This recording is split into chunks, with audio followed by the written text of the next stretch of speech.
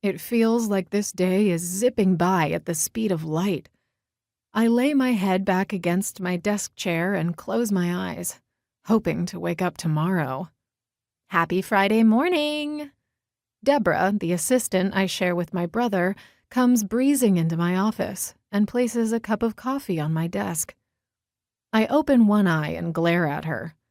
Please don't remind me what day it is. I'm not going to lie. Her perpetual perkiness isn't helping the situation.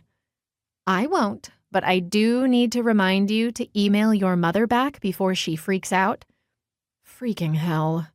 I pull up my calendar and realize it's been 3 days since I received my mother's last email, and I haven't responded yet. Good God. I pull up the email and hit reply. She's going to give me hell for this. She already sent Zane a message asking what's going on with you. Deborah bites her bottom lip to keep from laughing, and I roll my eyes at the absurd situation. When my dad arranged a 3-month-long cruise for their 40th anniversary, my mother tried to refuse to go. She was worried that Zane and I couldn't survive 3 months without them. It took a lot of promises on our part to convince her to go on the trip.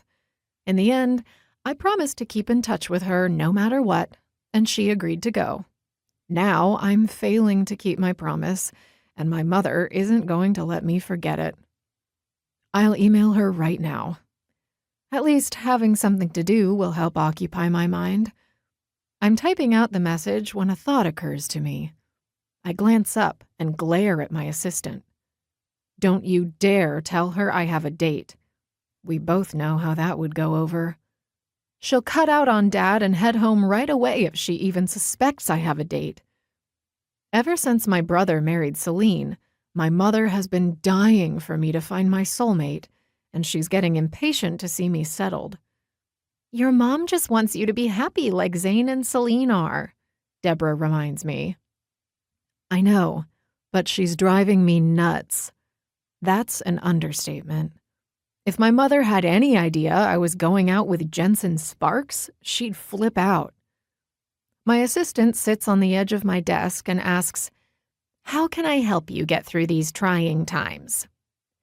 I ignore my friend's snarkiness and make an impossible wish. Make me somehow time travel to tomorrow morning. It's not a reasonable request, but I'm desperate. I can't believe I'm in this predicament anyway. I must have temporarily lost my mind. That's the only excuse I have for falling for my brother's client, who happens to be a freaking hockey player.